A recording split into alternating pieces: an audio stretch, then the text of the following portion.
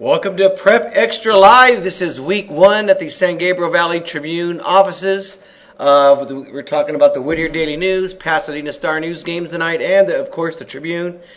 And we'll start off, while Aram's getting ready back there, we'll start off with the game Steve Ramirez was at. Probably the most exciting game of the night. I know there were a lot of lopsided games. I think, Stevie, your game, and we set this up early in the week, Pasadena LaSalle. And it was a thriller, 28-21, LaSalle in overtime. Can you talk about that? Yeah, it started out, it looked like it was going to be a LaSalle rout. They got a quick interception on Pasadena's 26. They drove right in and scored. They got a 79-yard punt return down to the 6, and they scored. So it was 14-0 with like 5 or 6 minutes left in the quarter. But then Chaz Collins of Pasadena, he returned the ensuing kickoff 98 yards, and that kind of woke up Pasadena, and they came back to tie it.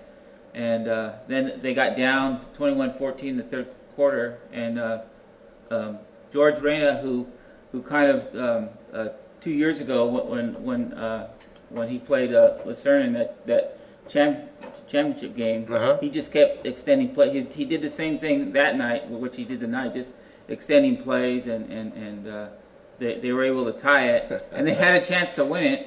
I think they got the ball back with like 2:50 or 3 minutes left to go in the game, and they drove down and they got the ball to the 10-yard line. Wow. And instead of running the ball and setting up the field goal, they had him throw it, and he was under pressure, and it looked like he tried to throw it out of the end zone, but he didn't get enough on it, and it was picked off. Wow. And then LaSalle got the ball first in overtime and scored a quick touchdown, and then they were able to.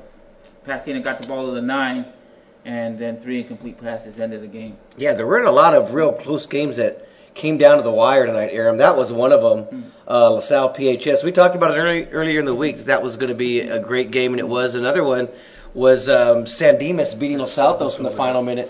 22-21, nice bounce back win for San Dimas after losing last week to Monrovia. Right. Well, one of the things that we had talked about leading up to this week's games was that Pasadena, all the time, well, I shouldn't say all the time, but the last several years when they were in these step-up games, Freddie, they fell flat on their face. Tonight they didn't fall flat on their face. And fall flat bad. They would fall flat bad on their face, Right. That didn't happen tonight, obviously, by what Stevie's talking about. Was that 27-21 final, Stevie? No, it was 28-21 in overtime. Sorry, go ahead. I was just going to say, I think Reyna is just going to make a big difference for them. He is just, when the blocking is not there and receivers are covered, he's able to extend plays behind the line of scrimmage and just buy some extra time to get the ball downfield and just make big plays. Wow. Right. So obviously that's a loss, but it's a good sign for Pasadena, and obviously I think it's probably a good sign for LaSalle to win this kind of game. You look at it, Freddie, and this Pacific League, Stevie, you can chime in on this as well. This Pacific League, you talk about Burbank, a semifinalist last year in the Southeast Division. Mira, a semifinalist in the Southeast Division. Crescenta Valley was a very good team this year. And then you have Pasadena creeping in. This is going to be a pretty contentious situation. I see you, Freddie, pointing at the St. Paul score. Would now be a good time to tell everybody that Prep Extra Live, the post-game show, is sponsored by St. Paul High School. We appreciate their sponsorship, and we should probably tell you that St. Paul won tonight. Big win over Warren tonight. What was that, Freddie? 24-15.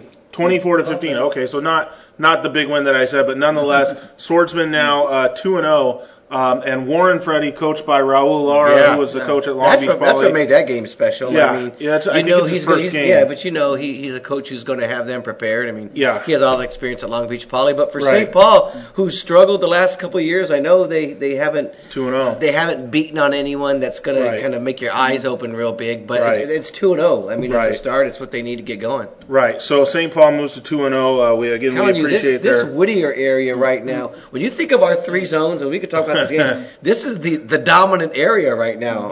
Outside of what Bishop Amat did tonight for the San Gabriel Valley, in the Whittier area, I mean, My goodness. Right. We'll get back to that Whittier area in just a second, but Freddie touched on something that we should talk about right now. Bishop Amat went to Texas, went deep into the heart of Texas, and came away with a huge win tonight over Aledo, which was defending 5A state champion last year. Yeah. And they've won 4 out of the last 5. They had an 18-game winning streak.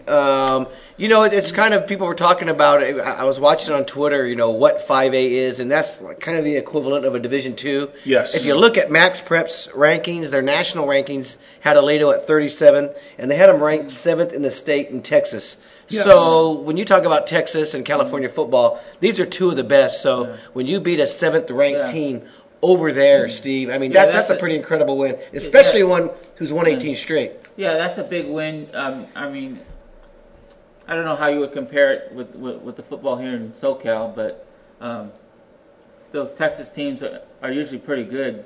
So to get a big win like that is pretty impressive. Yeah, some would say better, Stevie. Some would say it's better. Obviously Texas is a hotbed. Ohio is, Florida is, Cali is. Yeah.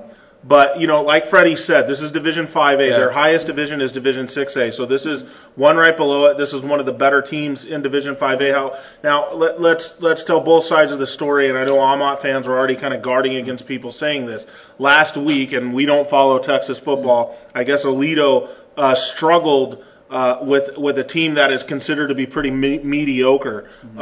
So obviously, I don't know how we're going to keep up with. And they lost a lot of players. When we had a reporter, they lost a lot of guys from last year's team. Who used to work for the Fourth Star, the paper over there, who sent us the story. He was saying their number 1 running back didn't play tonight. Okay. And if you look at the game, I followed it they have a Cover It Live, so I was able to kind of follow the play-by-play. And it was kind of funny listening to these guys call this game because they had this 18-game winning streak. Right. You think we panic over here? You should have seen some of the fan comments in there about the streak is that's over. Just a sign of how good we are, Fred. We do it Texas style over here. We hold our teams to a different. Yes, exactly. But if you're going to put it in perspective, you said, Aram, and keep it real. They've got a new coach this year. There's a lot of new players for Aledo, but still, to go up 42-0, to beat them the way that they did. I mean, this isn't. They didn't just eke this out. I mean, they manhandled the team from Texas, and I talked to Coach Haggerty tonight. Oh, did you? Yeah, I was able to call him, and he said the important thing to understand. You look at last week's game; they're really down. He said they had a great practice, a great 2 or 3 practices. Yeah, one of them was at TCU. Yeah, the bonding, he said that was really great. But he said what's important is not to get too high out on this win, to kind of keep it in perspective. He says sometimes you can get too excited about scores. And he says if they, come back next week and lay an egg, then all of this is for naught. So he's that's trying next to keep week against Chino Hills? I believe it's Chino Hills. I don't think it's. I believe it's Chino Hills. It's either Chino Hills or Rancho. I thought it was Rancho Cucamonga. I'm pretty sure it's Rancho Cucamonga next week. Yeah, it's one of the 2. It'll be their home opener. I think that sounds right. But regardless, they're going. Pull that up for us. The Amat fans, they needed that win. They're going nuts. Amat fans, what about you? Yeah, I was pretty hard on them last week, and not just last week, Freddie. You were hard on them into this week, I held back. I was even going to put up some posts with some of the fan reaction during the week. Because if you look at the blogs, I just put up a thread this week about them playing there, and there's almost 100 comments. Yeah. Right. People were really heated. They were starting to call out Haggerty. I think I was starting to question, not his coaching style, because I think he's a great coach and a great staff, but we talked about are they ever going to get over that hump. And you talked about it, Aram, actually beginning of the year, that you thought this is the best team that he's ever had, and tonight it looked like the best team. And I also this week, I think it was Thursday night that Prime Ticket was showing their replay against Santa Margarita. I also said that when Amat grows some hair on its chest, when the old testes drop, and this team gets its manhood, because they weren't playing like an Amat team against Santa Margarita. From not what I saw, they didn't hit like an Amat team hits. They were getting run over by running backs. I know that kid's a big kid that runs the ball for Santa Margarita, but still, Amat, no matter what, always takes people's heads off. They're always one of the better hitting teams. They're always tough. They're always ready for a fight. They didn't seem like they were like that on defense last week against Santa Margarita, and still they probably should have won the game because Trey Sidney's catch in the corner or side of the end zone was a touchdown, and Amat, probably should have won the game. So you're talking about a team that didn't fire, that wasn't playing with the kind of heart that they should on defense, and now you could just see, they get this win. You could just see that this Amat team, when they do finally get that hair on their chest, they're going to be a good team. And I don't care what anyone says about their league. They will be able to go toe-to-toe with those teams. Beat them, I don't know, because those games against Alamany, Shawnee, they're like coin flips. Well, now, we have two games to look at now, and one of the differences to me is how great this defense is playing, because they've given up a lot of points in the past, and they almost shut out this team that hadn't been shut out since 2002. They scored in the final minutes last week against Santa Margarita. I mean, that was they kept that low scored until the very end when they get some points. 26 points against Santa Margarita is not bad. And this is a team. If you look at their scores the past couple of years against good teams, they're giving up 35, 38, 42 points, and they're losing like 42, 29, something like that. I still think they should have beat Santa Margarita. I still thought that should have been an easy win, but maybe they're going to be okay. Like I said, I tweeted that out this week, Freddie. I'm sure you saw it. I said that this Amat team, anyone could say what they want about them, but I'm not ready to sell them short yet. They're still, I think, capable of having a very good year when they hit their stride. And that actually brings me to a point that I wanted to bring up tonight, and this is inspired by some goof on Twitter who goes by the name of Larry with some Trojan helmet as his icon. I've seen that. This is high school football, and this is for all of you people that don't seem to understand. He's the one who called it a 4-touchdown win by Alito, isn't he? He's the guy in Twitter. I don't know what he said, but he likes to give heat about certain sports writers' prognostications or predictions.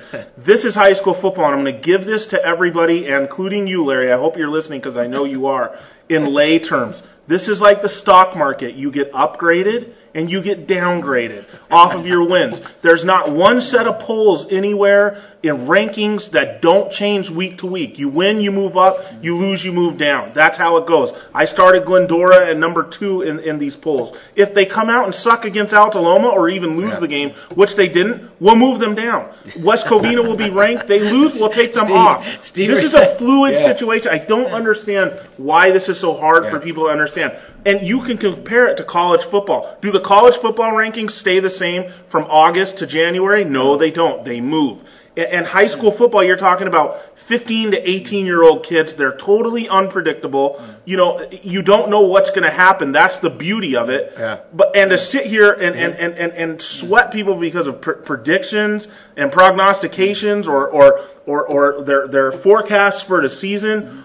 Man, grow a brain. Seriously, grow a brain. That's what everybody does. Yeah. That's what everybody does. That's fine. But you know what? When you're acting like you lost like $50,000 because someone said Glendora's going to be good and they were down 6-3 to Altaloma, then whatever. But you can also thank me for telling you PHS was going to be good. You can also thank me for moving La Mirada way up in the rankings before they went upside Tesoro's head, and now they're 2-0. So people are going to be right, everyone, not just you, me, Freddie, bloggers, everyone. They're going to be right, they're going to be wrong. That's the fun of it. And I'll tell you, and Freddie, I know you know this, and I know you feel the same way. Sometimes when you're wrong, that's the fun part. It is. When something surprises you. That's what we like about this. Yeah. This sport would suck if it was predictable. Yeah. I mean, Amat's a perfect example tonight. And you got to give Haggerty and the coaching staff a lot of credit because you look back over the years, Steve, when they've lost a game that you thought they should have won or when they've laid an egg, that team always comes back the next week and get a win like this, or just you hardly see it 2 weeks in a row. Yeah, like Aram was saying before, about last week, how they didn't look defensively like the Amat team, and I'm sure the coaches this week, especially probably Monday or Tuesday, reminding them of that, and that causes. And what a flight home that's going to be. And did you see their new gold unis? I tweeted out those pictures. Yeah, I think they were just special for this game. He said Haggerty said they were going to pull them out last year. Never had a chance. They said we're going to pull them out for Alito. I told him, you're a traditionalist.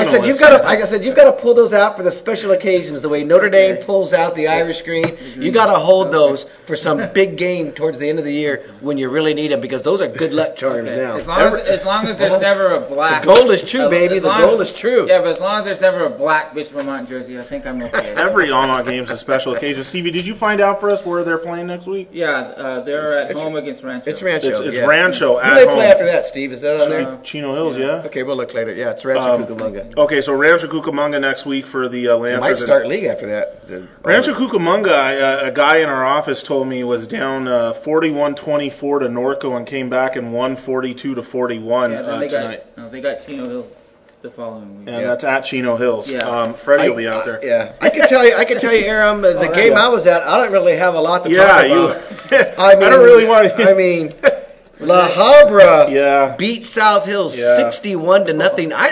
I mean, I don't have South Hills' archives. It wasn't You're even right. that close. I don't have South Hills' archives, but that's got to be probably the worst beatdown that they've ever had. Tell us Julian Banuelos, 166 yards. But and what 3 was touchdowns. it after first quarter? Like 42-0? It was 28-0 in the first quarter, 42-0 at half. Yeah. It was so bad that the most entertaining part of the game was this new South Hills announcer who was absolutely hilarious.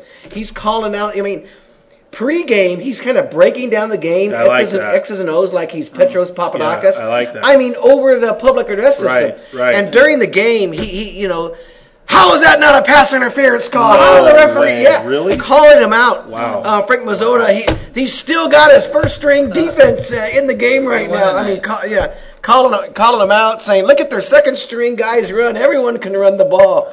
I mean, he was absolutely hilarious. So the heads turning back, looking at him during the game. So there'll be a new guy next week. I've got a feeling that was might happen. He was calling out the officials left or right. He was calling out La Habra's coaching staff for kind of not necessarily rubbing it in, but leaving their starters in the field. He kept coming out. Here they come out again with a no-huddle offense. Yeah, that game was actually resonating quite a bit over at La Mirada High School where I was tonight because everybody was sitting there, you know, kind of like what you said. Like, I've never seen, like, South Hills, get beat like that. And it could have been worse. And here's the thing. This isn't like, at least I don't think this is like one of those amazing La Habra teams of 5, 6, 7 years ago. Lost last week. And South Hills used to play La Habra when Bogan was winning CIF championships, and they would bang well with them, but they would lose close, hard-fought games.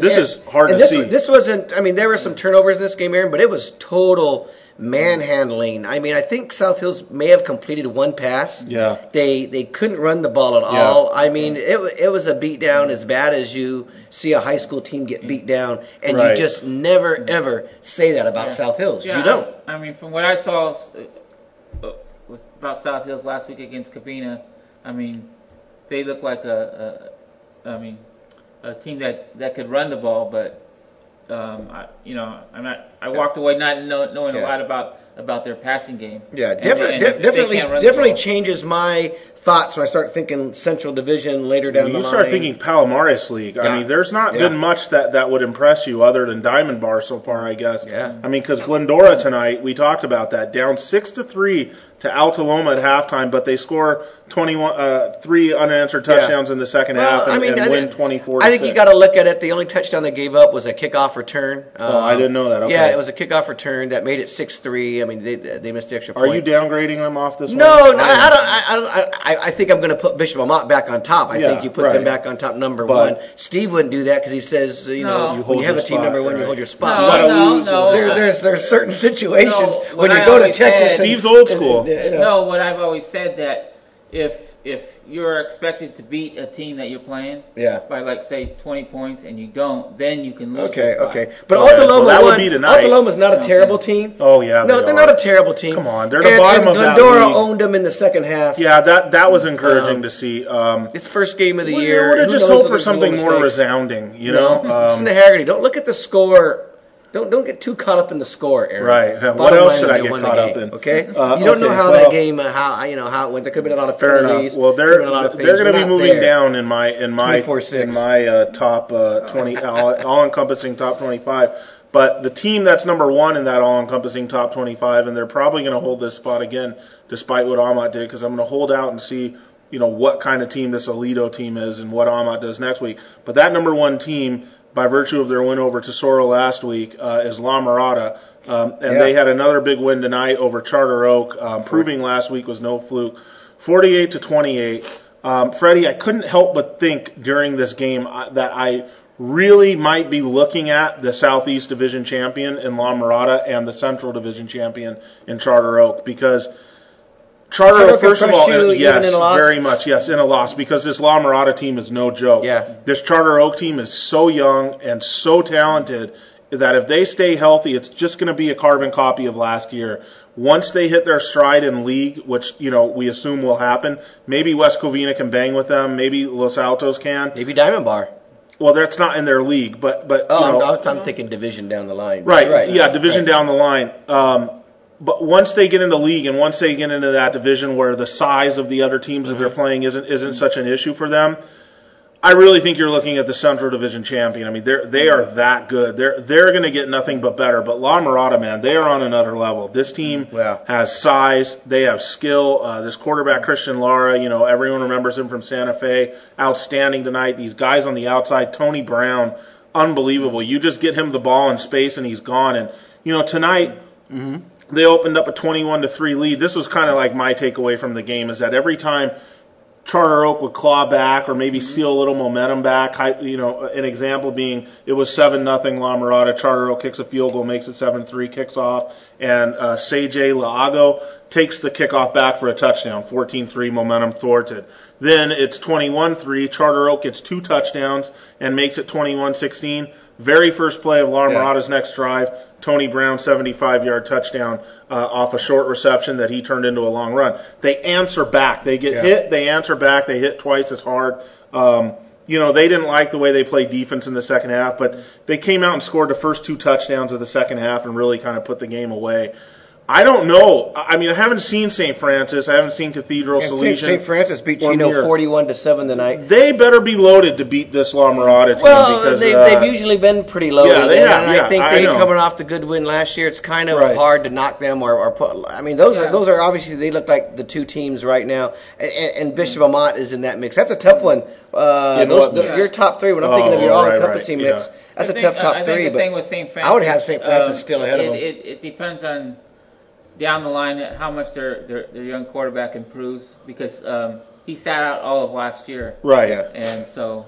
But the thing is that you're going to have to show me with St. Francis or Cathedral or Salesian or Muir a better win than Tesoro. And until somebody beats somebody like a Tesoro in that division, for me, La Mirada stays on top. And we're going to have to track and see how Tesoro does. Some of the stuff I read this week was that Tesoro is not the team they were last year. They graduated a lot of guys, so I don't buy that. We'll find out. I mean, it's early in the year. I don't know what they did tonight. But again, I don't know what they did either. Those are all things. Like you said, you've got to watch Alito and see how they do in following games. There's a lot of stuff like that. But no doubt, St. Francis, La Mirada, Bishop Amat. I mean, tonight. That's going to be a fun Southeast. Those are big wins. Fun Southeast. And La Mirada has a big game next week against Circle. Yeah. Did we see how Muir did against Cathedral? Was it Muir lost, and it was inside a touchdown. I think I have it here. Oh, really? Okay. Yeah, it was. So you better watch out now. Let me. Keep talking, Aram. Well, the thing with Muir is that Coach John Hardy told me, hey, I hope everybody starts thinking that we're in trouble after last week's loss. I mean, 18 penalties in last week's loss to Salesian. You can check that. It should be on there, Steve. But Muir lost. But if Muir played Cathedral tough, that's a great sign for the Mustangs. And then you have yet another team in that Southeast Division that could make noise. And Muir had Tayon Mason back tonight, the wide receiver DB. They lost 12-7. Okay, they lost 12-7. So there you have it. I mean, boy, Freddie, that division, wow, that's going to be a lot of fun for us coming up later this year. Moving on. Another game just to throw out there real quick that was kind of interesting. Mission Prep beat Rio Hondo Prep 28-27, and that's division, good. That's a pretty one of the biggest arguably the games top for 2 both teams. of them. These are the teams that That's usually wind up teams beating the have played championship. the last 3 or 4 years. I thought they played each pretty other. exciting game. I thought Mission Prep would win this one, actually a little easier than that. So that's I'll impressive. throw out some other scores there, and you can just throw out your thoughts if you want. Damien 31, Roosevelt 13. I talked to Coach Richard Ward about Damien tonight because he was saying, man, Paredes is going to do a good job there. And I said this to him. I said, they could have a very good team, Damien, and be 4th best in the baseline league because, you're going to project them ahead of Chino Hills, Rancho, Upland yet? I don't think so. But, they're in such a tough league, but I'm sure Damien's going to give a good account of himself. I'd love to throw these games out at Aram. Your thoughts real quick, San Dimas beating Los Altos 22-21. That, I thought was a bit of a coin flip game. I think we both picked Los Altos just because we thought their size could lean on them. But this San Dimas team, I'll say it again, top to bottom, more talented than they were last year. Once they put all of that together, it's going to be impressive. And, hey, that win flatters Monrovia, to say the least, who beat San Dimas last week. And speaking of Monrovia, Aram, 35-3 over Bonita. Yeah, right. I mean, that's the team I think that when I talked to you last week and I said what I saw them do in the second half after falling behind, I was pretty impressed with their athletes, and I thought they had that kind of big play potential. I liked the way they were running their offense. I'm not especially surprised by this result, and I think they're a team that's going to just keep getting better and better. You might have to consider Monrovia as potentially the number one ranked team in the Central right now. And speaking of the Valley Vista League, I know we kind of always want to just give this to San Dimas, but a couple of Pomona beating Don Lugo 53-17 tonight. Yeah, but Pomona's in the Miramonte League. So they're not in there. This is just killing me. These new leagues, they're switching things around. Yeah. Well, Aram, how about Northview last night beating Montebello? They're in the Valley Vista League. Yeah, Northview making me just look stupid as they usually do. I picked against them with Rosemead. I picked against them with Montebello, and Northview's getting better and better. Yeah, I mean it's probably coming down to Northview and San Dimas again in the Valley Vista League. Another guy, Aram, Maranatha, Steve Bogan is 2-0, 49-9, and they'll probably go 3-0 playing Azusa next week. Yeah, they don't have the toughest non-league schedule, Freddie, at Maranatha. So we'll see when they get into some tougher games later on in the season, but they're not exactly playing Murderers Row. Okay, two more, Aram. Diamond Bar beating Walnut 40-47 for the Branding Iron. And then a game that I thought was a little closer, Diamond Ranch 27, I saw you tweeting 14, about this, and it was 14-14 late in the game that they pulled away. Well, Diamond Ranch obviously had that huge win over Nogales. And Nogales won tonight. Yeah, okay, well, geez, you'd have thought that was just Diamond Ranch taking advantage of a weak Nogales team, but Rosemead was one of those teams that you could have banked on just coming out and playing better than what they did last week against Northview. The quarterback had another week. This game was tied 14-all. It was tied 14, good showing by Rosemead there. The score I was interested in was Temple City and Arroyo. Yeah, Arroyo 42-32, and that kind of went back and forth. Yeah, I saw my Rams had an 18-14 lead at one point in this game, but in Rob Castaneda's debut, Temple City loses. But hey, they gave a good showing, and Arroyo gets on the board here. And another one, West Covina, probably showing that Colony is actually a pretty good team by routing Long Beach Wilson tonight, 55-7. Yeah, West Covina back. And if Colony is that good, they're another team to consider in the Central Division. Yeah, like I said, Nogales beat Mountain View 32-25. San Marino 49-7 over Doherty. It's not a surprise. That's disappointing by Doherty, though. Sure, 35-6 over El Monte. Another one. Yeah. See. Okay. So last week we saw El Monte give Baldwin Park this very difficult game, and we thought, hey, El Monte, maybe they are as good or going to bounce back. And then they fall flat against Sure. Yeah, and Baldwin Park got routed tonight against Fountain Valley. That's way over their heads. I don't know why they're scheduling that game. That was 43-6. He wanted one game on their schedule against some major step-up game, Algatis, that is. That's what he wanted, and that's what he got. So, And another team, Covina beating La Puente 41-24. La Puente looked really good last week. They scored a lot of points. Covina lost that close one to South Hills. Yeah, Steve, I thought Covina looked good last week. So maybe they're another team in the Valley Vista that's going to be there with Northview, or we can give San Dimas a run. I think it's time for us to go around the table here before we wrap up and ask biggest surprise, biggest disappointment. Well, for week this is pretty easy. For week one, I think you want to pretty start? easy. Biggest surprise. Bishop Amat going to Texas. Oh, come on, Aram. How can that not be the biggest surprise?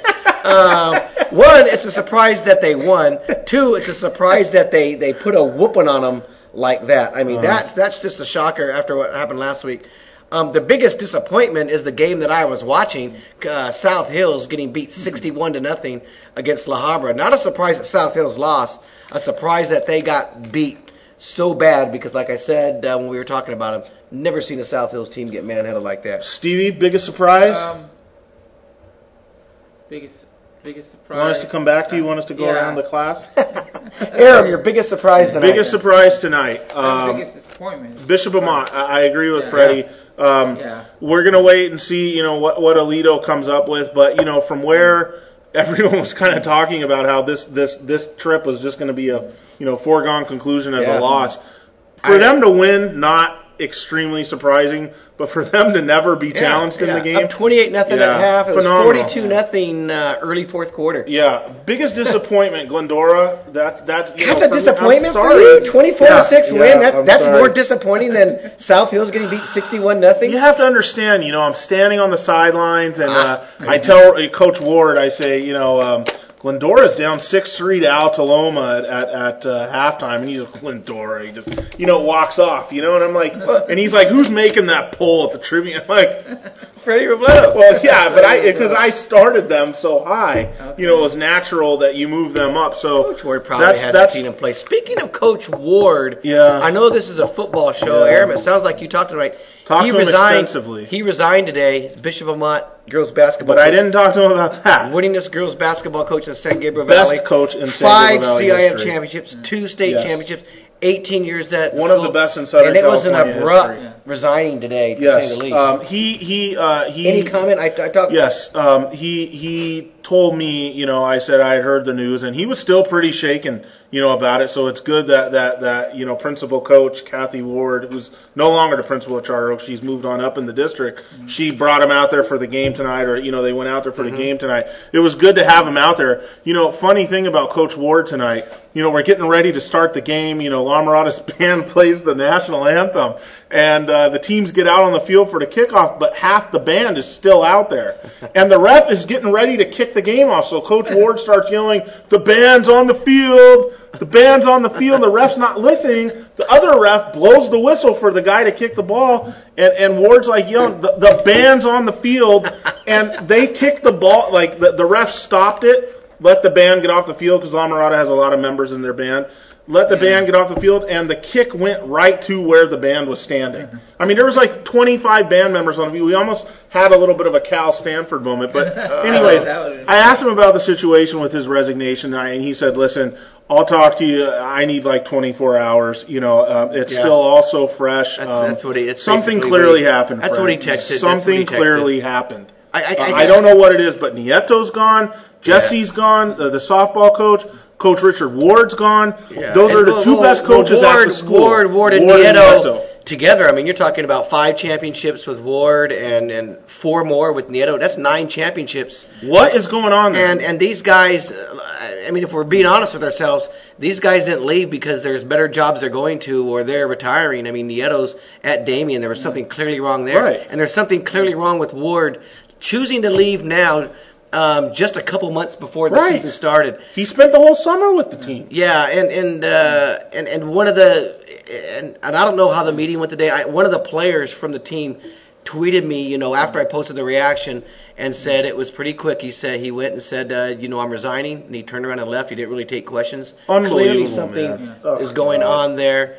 And well, there was that rumor about him early in the summer. I remember. Well, I think the past couple of years, and he was pretty surprised that I was calling. I think people had been thinking about him, but not this way. Yeah. I don't. If he's not saying I'm not convinced. And look, he's going to be able to explain this. I'm not convinced right now, thinking about it, that this was totally on his own terms. The 05-04 teams at Amat, the one that won 35-0, won state, and the one that won it the next year. And then the year after that, they were back in the state finals, missed a couple free throws toward the end, got a horrible foul call.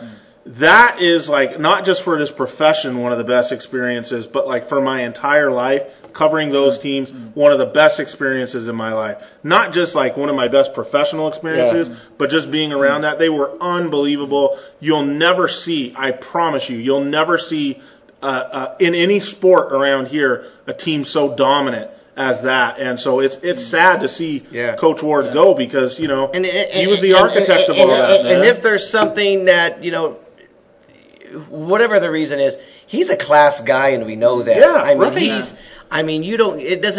He's the John Wooden of our era. Yeah, of he our is. area. Right. Yeah. To me, I mean, he is just so respected, and he does everything. He does everything with class. He started out as a boys coach. Right. And I can't remember. At Charter Oak. Yeah. Well, no, he was at Arroyo before moving on to Charter Oak.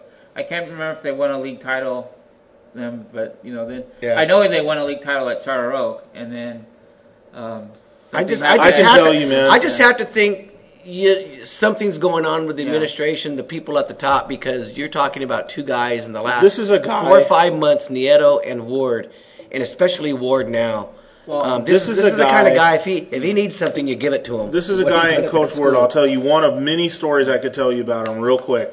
This is a guy that back during that run, on a Saturday night, it was stormy. This is back like in 2005, 2004, 10 years ago when it actually used to rain here in winter. Back on a stormy Saturday night, the guy went down to like Redondo Beach or like Miracosta. Like I was, talking to him, texting him like, what's going on, this and that. And he went down on one of those nights to shoot video of a team that maybe he would play in the playoffs. Maybe he would play. Legendary for stuff like that. That kind of preparation. You would see him in the stands up at games, even in tournaments. When there are teams there early in the day with his video camera scouting him in the case that he might see him down the line. Not teams that they were guaranteed to play, but might play in the playoffs. That's what made him who he is. Yeah, he's unbelievable, man. He was so knowledgeable about the other teams in his in his division. Like this past year, I can't remember who they were going to play in the semifinals, and he said, we're going to have to play our best to just be in the game against this team. Yeah. I mean, we looked at him for that. When we were trying to break down our scout teams, you just called Coach Ward. Yeah. In the area, when you're putting together all area teams, you call Coach Ward. It's sad. It's a sad day for really me. Sad. And I'm going to be really disappointed if this comes out that there was any kind of disgruntlement with the administration, because, you're starting to see a pattern here. And when someone like Coach Ward is involved, that's not a good thing. Awful. Anyways, okay, everybody. We'll get on the blogs. We don't need to tell you to do so. Tell us who your biggest disappointments and biggest surprises were. Tell us where we went wrong. Tell us where you went wrong. Tell us where everyone was right. Tell us something. Yeah. We know you will. Enjoy your football weekend, Freddie. We have USC, the national champion USC. They've already been crowned after beating junior college Fresno State last week. Playing Stanford tomorrow. We got NFL starting on Sunday. UCLA play Memphis tomorrow night. We got Azusa Pacific, #1 team in the San Gabriel Valley, looking good, knocking out the #2 team in the country. That's a discussion for another day. Well, it's a good football weekend, is what I'm saying. You have the NFL starting, and South Hills. Don't get rid of that announcer. I'm kind of indifferent about him, but man, was he entertaining! Okay. Never seen a guy call a play. How does he compare to the Lucerna guy? Steve, there's. If I was smart enough, I would have been videotaping excerpts of that game because it was so unbelievably over the top. The way he was calling out the official, calling out.